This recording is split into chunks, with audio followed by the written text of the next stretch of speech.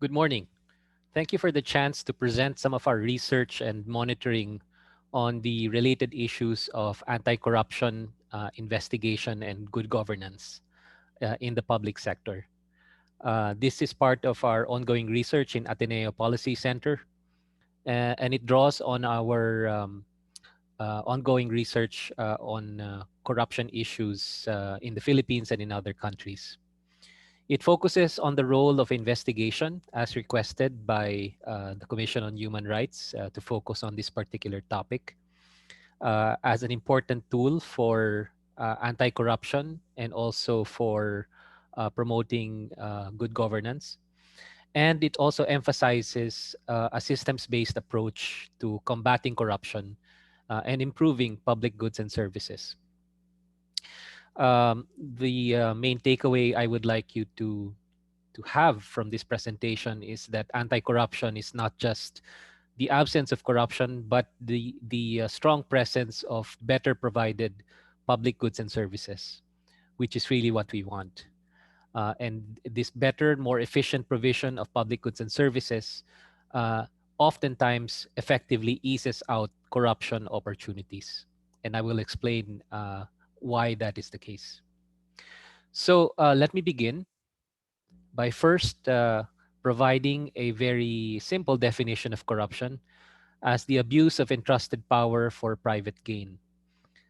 If we describe corruption in this way, then corruption can actually take place in various settings, including in the public sector, but also notably in the private sector. And my friend, Professor Bob Klitgard of Harvard University, has a very interesting formula for understanding the various factors that actually contribute to the prevalence of corruption. Professor Klitgard has this now famous formula that corruption is the result of the monopoly of power, and add to that the discretion on how this power is utilized, and add to that weak accountability mechanisms applied to that monopoly of power. So you can think of a situation wherein a public sector official, in fact, any official, may have a lot of power, a monopolization of a certain type of power, and a lot of discretion on how that power is used. You don't need to consult, you don't need to make yourself transparent in your decisions, you don't need to make it evidence based. And that is essentially the meaning of high discretion.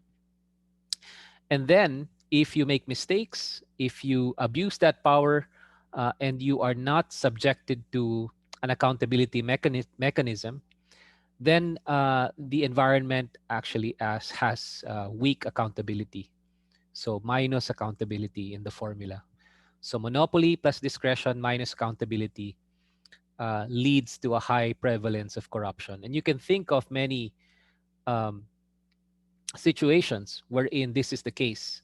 It doesn't need to be in a high level national public policy making situation. It can be in the roadside where a certain gatekeeper has a lot of discretion on who gets in to a certain area and who doesn't get in. And it could have to do with the dispersal of resources. And the person dispersing the resources may or may not have a lot of discretion and a lot of power in who gets to have access to these resources. So this is a pretty good formula to understand in what contexts corruption exists. And for our purposes today, it also helps us better understand how to actually curb corruption. Because if you understand what contributes to it, then we begin to understand how we can actually limit it. So some of the corruption examples I just want to show you fairly quickly include in the Philippines the now famous nuclear power plant in Bataan, which in its heyday, when it was still being paid for by the Philippine government, was reputed to have cost us up to $150,000 per day on principal payments alone. The Bataan nuclear power plant was fully paid around 2006, 2007. And yet, this is a nuclear power plant that did not produce a single watt of commercially available energy. So it did not contribute to the energy deficit that the Philippines apparently suffered from in the 80s and the 90s. So this plant has become a popular case for corruption research and studies, and it is called a white elephant project precisely because it is a burden to the public sector and to the nation. You have to pay for the plant, and yet it does not improve the competitiveness of the nation, and it does not improve the ability of the nation to earn resources so that you can pay for this particular project. So that's the very definition of a white elephant. In fact, for those of you who are interested in the lore of the term white elephant, it is reputed to have come from Asia. And the lore is that a king would grant a white elephant to subjects that this king doesn't like. And the lore is that a white elephant does not work as hard as a normal elephant. And so you would end up just feeding this white elephant, even though this elephant would not be helping improve the productivity in your area. So that's the very definition of projects that are considered white elephants in the development arena. Here's another example of corruption: drug lords in prison, and one prisoner even having a studio built where he produced an album, a music album that apparently went platinum in the Philippines. And this was exposed during the last administration. Um, and of course, this shows the ability of the corrupt to corrupt institutions, to co-opt institutions, and certainly it exposes how even our justice sector institutions are vulnerable to this corrupting influence. Here are other corruption cases. I'm just going to go through them fairly quickly. The popular case of a deposed Chief Justice of the Supreme Court from 2002 to 2010. Chief Justice Corona's actual cash deposits ballooned from 1,333,000 and change to 137 million and change. And by 2010, the cumulative discrepancy between his SAL-N declaration and his actual cash deposits amounted to a mind-boggling 134,437,000 and change. And despite the freeze order of the government on his bank accounts, much of this money was actually siphoned out, and only 7,580 pesos were left in these accounts, which used to contain over 100 million pesos. Other uh, high value graft cases recorded by the Sandigan Bayan over the years. There is a 400 million case against Gregorio Araneta III and 8 others. There is a 430 million peso case against DBP officials, Development Bank of the Philippines. There is a 511 million case against former PNB Vice President and 2 others. There is a 520 million peso case against former trade minister, a former Bangko Central official, and the former Phil Guarantee president. Going here further, 533 million peso case in 2003 versus officials of the Public Estates Authority. A 660 million peso case against the Government Service Insurance System, GSIS. A 685 million peso case against judiciary employees. A 694 million peso case against officials of the National Sugar Trading Corporation, Nasutra. And then 818 million peso case versus officials of Philippine Export and Foreign Loan Guarantee Corporation. And of course, this is an institution that is tasked with promoting exports and trade and investments into the country so that we can generate more jobs for our people and continue to generate strong economic growth. And yet we see the corrupting effect of certain incidents where a lot of resources are actually wasted in terms of corruption. Um, just to show you the top in the list, and this I downloaded a few years back, so this may have changed at some point, but the top in the list is a 4 billion peso case, over 4 billion peso case of plunder versus a former president and seven others. In this particular case, there was a famous account named reputed to have been owned by Jose Velarde, which is apparently a fake account name, worth 3.2 billion pesos. In 2001, that was about $63.7 million. But the money was stashed away before the court could issue a freeze order. So once again, in the way that we are promoting our justice system and exacting accountability, there appears to be some weaknesses in the process that allows the corrupt to actually siphon out their resources very quickly, so that we're unable to actually catch the big bulk of the resources that have been stolen. And then based on a September 2013 compliance report submitted by Sandigan Acting Chief Judicial Officer, there's still a balance of 417.86 million pesos uh, owed by this particular ex-president that was basically charged with plunder. And later, as I understand it from history, pardoned. So let me move on. I think one way to understand why there are so many corruption cases that pop up is to also look at why there is such an opportunity for corruption in the first place. And corruption takes place, as we mentioned earlier, in terms of Professor Klitgard's formula. It occurs in very specific circumstances. And so, if you reform those circumstances, um, theoretically and in practice, one may be able to limit the opportunities for corruption. So let's begin to understand why there are big opportunities for corruption in some parts of our economy. And again, the title of this particular section is Some Wells Never Run Dry. Just to show you that historically there's a lot of examples of corruption in the past. And the sad thing about these examples is that they just keep on popping up over and over again over history. So this is a fertilizer scam. No, this is not a fertilizer scam during the Macapagal Arroyo administration, although there was a fertilizer scam then as well. This was a fertilizer scam during the Marcos administration.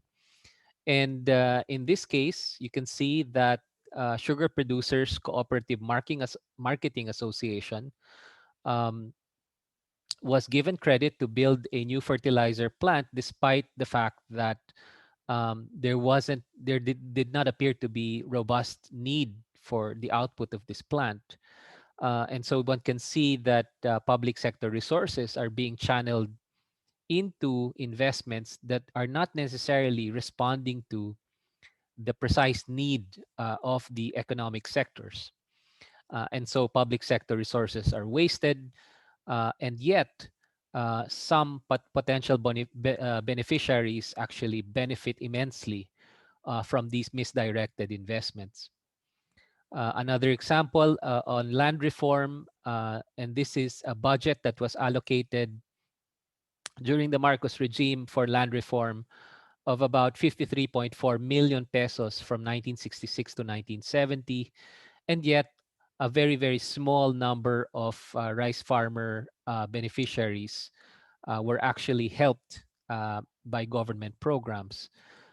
Again, suggesting that much of these resources that were allocated to improve the quality of land reform and to improve targets on social justice and food security for the country were not necessarily channeled into this area. And so we begin to wonder why we never had strong food security in the country, why we never had strong social justice in our countryside, uh, even though we had, on paper at least, a strong land reform program, well, the rubber hits the road, and you see that many of these programs and resources are not exactly well channeled and properly implemented. Then also, there is the situation where some of our financial institutions were tasked with deploying resources, notably credit, in order to further our industrial policy. So essentially, it's a job generation, economic growth, supporting strategy for these financial institutions.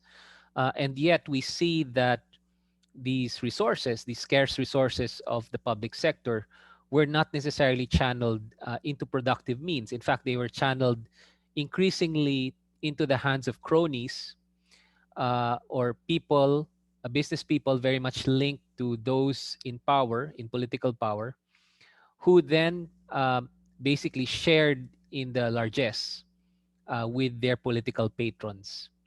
So in 1971, then Senator Ninoy Aquino was one of a few leaders who exposed the corruption case against Marcos crony Felipe Ismael.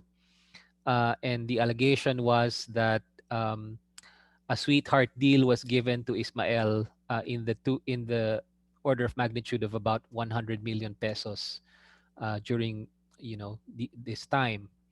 And 100 million pesos in 1971 was quite uh, a, a large amount of resources. Just to give you a sense of how large this was during the time when an entire car would only cost about 5,000 to 8,000 pesos. And we're talking about 100 million pesos here. So here's another corruption case, allegations of pork being channeled to barangay captains in order to presumably secure their support for a re-electionist president. And the allegation was that a 100 million Barrio Fund budget in 1969 was actually used to buy barangay officials at the amount of 2,000 pesos each in order to secure their support for the 1969 presidential elections. And so these themes, fertilizer scams, sweetheart deals, credit into places that do not necessarily improve our competitiveness and maybe even produce white elephants. And then, of course, pork barrel. These are all not new in terms of corruption issues in the Philippines. And what's sad is that the reforms have not really been able to tackle the root causes of why these corruption opportunities still exist to this day. So it's different players, different administrations, but it's pretty much the same modus operandi of corruption that we're seeing, right? And so I think the challenge for us who are studying corruption and trying to understand how to root it out, we should understand that we need a systems-based approach to better understand how we can control the practice, the prevalence of corruption. So just to clarify again, the situation of corruption during the Marcos era, it has been described as such. The Marcos style of management was like a wheel, a prominent Filipino businessman said. Marcos was the hub of the wheel. There were a lot of spokes leading to him, but the spokes didn't touch each other.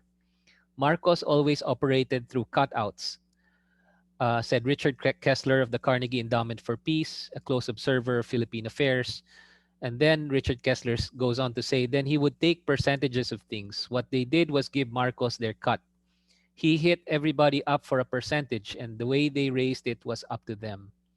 So this is the quid pro quo in the corruption equation, where the monopoly of political power allows for a sitting president to give pretty much strong economic control, in some cases, a monopoly control to some business leaders and cronies who then extract the largesse from this kind of control and share it with the political patron.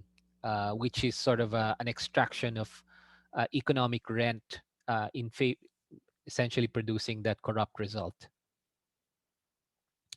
And here are just a few names according to these early accounts of who were involved in the key monopolies in different parts of the Philippine economy. Monopolies, of course, allow you to control that part of the economy and extract that largesse, which then you are able to channel back to the political patron. And you have essentially strong economic regulation and near monopoly in the coconut industry, in the banana industry, in tobacco, to some extent in pharmaceuticals, and certainly in the sugar industry. So this practice of heavy government regulation and near monopolization of key industries allowed for certain selected cronies to benefit immensely from that concentrated power and economic wealth, which would then be given back in exchange to the political powers that be. And so it leads us into thinking that perhaps one way to end this kind of corrupt practice is to improve the competitiveness and to improve the competition in different economic sectors, which essentially is part of what we have done in the post Marcos era in order to open up these key sectors, open them up for investors, and also more new players who then, through competition, um, drive innovation and growth in these sectors to the extent that um, the competition itself makes it very difficult to monopolize these sectors, and the difficulty to monopolize these sectors then makes it very difficult to complete that corrupt transaction we were talking about earlier, to pay a political patron the largesse in order to get pretty much monopolistic control over key sectors. Um, the other way that a corrupt arrangement also benefits key cronies is when credit, potentially the development financing that many countries are using to help boost the economy and also their economic growth trajectory, when this is directed into industries, into corporations, into sectors that favor certain players, but that do not necessarily improve the competitiveness of this sector. So these are just some of the names reported by various groups, and this is taken from a publication that tries to trace the roots of some of the Marcos debt and where it went, how was it channeled. Part of that debt was actually channeled to white elephants like the Bataan nuclear power plant. But the Bataan nuclear power plant is not the only white elephant that much of this Marcos debt was actually channeled into. And in fact, there were many examples of key sectors and industries that received a lot of development credit that really didn't improve that sector. It actually just was captured by cronies that benefited directly from this state credit. So let me end this first part by describing uh, one framework to better clarify a systems-based approach to understanding corruption. Uh, and this is a framework that has been developed by Transparency International and something that we have also clarified in an earlier publication when I was still with AIM. But it has essentially four parts. The first part, in terms of the vicious or the virtuous cycle of corruption or anti-corruption, as the case may be, is prevention. No, to lower opportunities for corruption, such as through investments in computerization, e-government, lowering the number of administrative steps and permits to start a business, essentially lowering red tape, more open and consultative budget policy making processes, essentially making things much more transparent. All of these steps, including lessening the heavy regulation of certain sectors, which sometimes lead to monopolistic control of these sectors.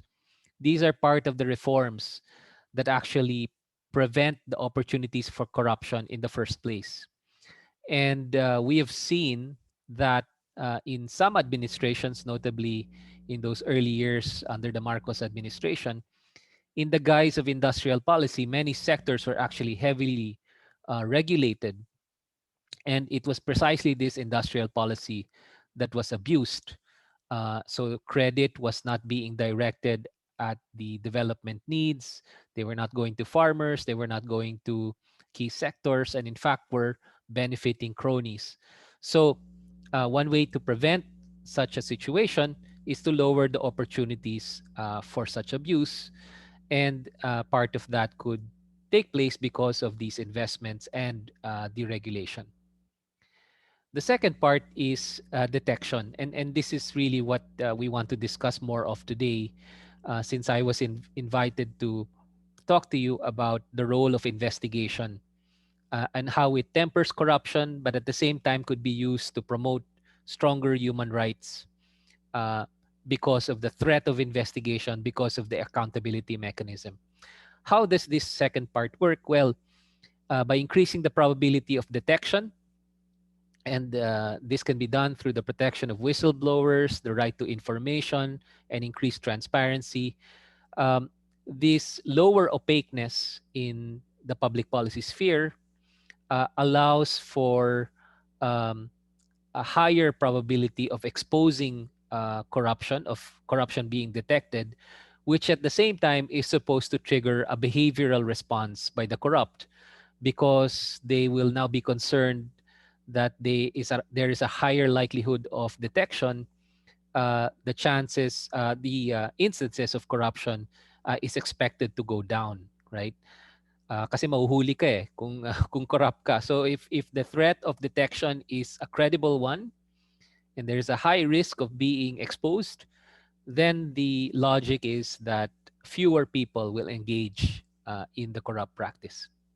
The third part is enforcement. So you have lowered the opportunity for corruption through different types of reforms. You have actually increased the probability of detection through transparency and other types of reforms. Uh, and you finally caught some corrupt people.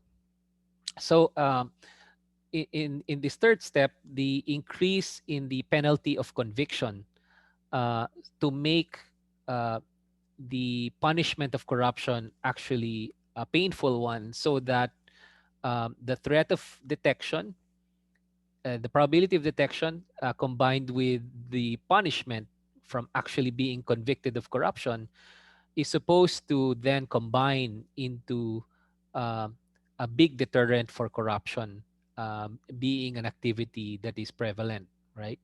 So detecting it, enforcing the laws and the rule of law, and then finally is promoting a culture of accountability to communicate to stakeholders that harm of corruption and the benefits of good governance um, is something that many of our citizens should appreciate, that it relates to their quality of living, the development prospects we face, and essentially they could be hit, or we could all be hit by the costs of corruption eventually if we tolerate the prevalence of corruption. So part of the bigger challenge in the longer run is also to increase the appreciation that an environment of better provided public services, better provided public goods is much, much better than an environment rife with corruption and rife with um, patron-client relationships, because sometimes corruption is very much linked to buying off certain parts of our population so that they tend to tolerate corruption. And I'll show you a little later how that corrupt practice actually also erodes the sense of unity and social cohesion in the country, so that people tend to tolerate corruption, especially if they benefit also in some way from the corrupt practice. So I want to get into investigation as a tool against corruption. So this is really what we wanted to talk about today.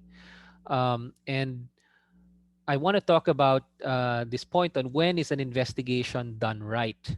No, here we can also tackle a simple framework to begin to understand what are the key features of a successful investigation regime. How to investigate? This is a framework developed by Heilbrunn in 2004, and he studied anti-corruption commissions and how some were more effective than others. And this particular study tried to glean all of the factors that tended to contribute to more effective anti-corruption commissions. One factor is size. Like a bigger anti-corruption commission with more resources, more capabilities, more people certainly tends to be much more effective, much more able to achieve its goal. So that's sort of self-explanatory.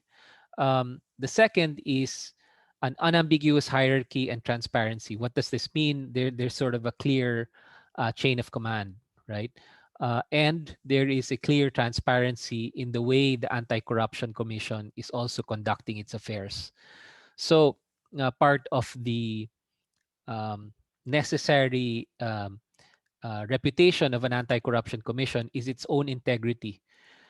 And how many times have we heard that an anti-corruption group is essentially also infiltrated by the corrupt, so that they are using the threat of anti-corruption investigation as a shakedown methodology, as a shakedown strategy. So you don't want that, obviously. So what you want is an anti-corruption commission that has a lot of that practices a lot of transparency, has a good deal of integrity and accountability built into how this institution is set up.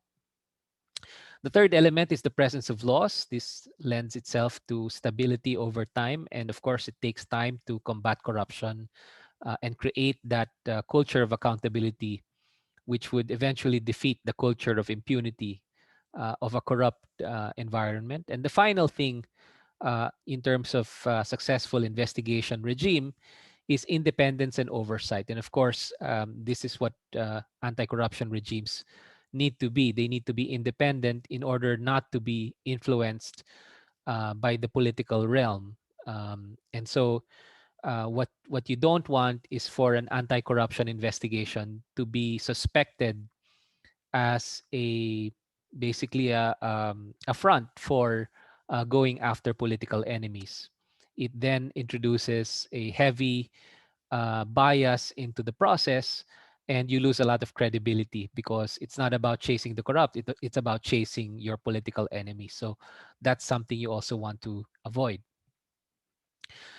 What leads to failure in some of these anti-corruption efforts? The first is the lack of support, and that's obviously to be expected if citizens don't support the Anti-Corruption Commission, if there is little resources that you are investing into this institution, then it's less likely to succeed. The lack of independence, when it is seen as a political tool by the present powerful, then the integrity of the anti-corruption process breaks down. The third is the lack of oversight, when the Anti-Corruption Commission also, in the formula of Bob Klitgard, when it also has a monopoly of anti-corruption power, but less accountability on how that power is used, then that very same institution can actually be corrupted. And finally, inexperienced investigators. So you need constant training. And in today's world, there's a lot of technology involved in corrupt practices, and a lot of corrupt practices that emerge because of new technologies and new opportunities for rent seeking. So investigators, such as perhaps yourselves, would need to constantly improve their game in order to go after the corrupt. Now, here I just want to share with you some examples of investigation and how powerful it can be in some instances, and also how very long drawn out it can be in other instances, in this case, in terms of the Ampatuan massacre. But let me begin with the Panama Papers example.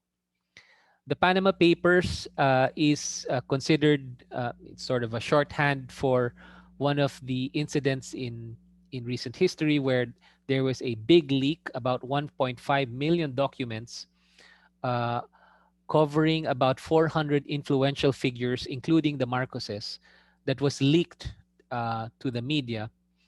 And a certain John Doe, a whistleblower, contacted a German newspaper claiming to have this data on how these individuals have been siphoning off resources from their different countries and parking them in a safe haven, right?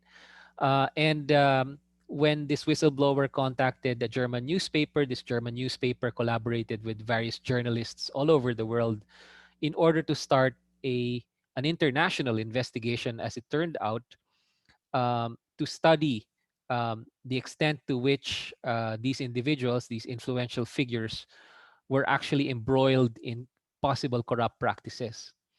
And this investigation involved a Panamanian law firm, Mossack and Fonseca, to whom the rich turned to for tax evasion, fraud, and international crimes. So, as I mentioned earlier, there's a lot of sophistication in terms of modern day corrupt practices, such that it becomes highly, international finance, going through different tax jurisdictions, and you leveraging often different types of technology. And so investigators need to catch up with this kind of improvement in the way the corrupt are managing their corrupt practices. Now, the Panama Papers scandal involved 12 heads of states, more than 60 relatives, businessmen, and other influential figures like FIFA, which is the football association, and its athletes, 500 banks, 15,600 shell companies, which were all managed by this Panamanian firm. And eventually, the proponents of this firm were arrested in Feb 2017, and investigations were launched in 82 countries all over the world. So this was a very widespread corruption issue. And there was a lot of pushback against many of those that engaged in investigating this corruption case, unfortunately. And some were victimized by the powerful, right? Because their corrupt practices were being exposed. So here's a Hong Kong newspaper editor who was sacked in the wake of the Panama Papers report. And according to allegations, it was because of pressure from the corrupt. Here are 6 Ecuadorian journalists harassed for their involvement in the Panama Papers. And of course, they were harassed by no less than the Ecuadorian, essentially the powerful people in the regime, in the government of Ecuador. Here's an example of a journalist who was assassinated, a brave journalist who took part in exposing some of the information in that Panama Papers leak.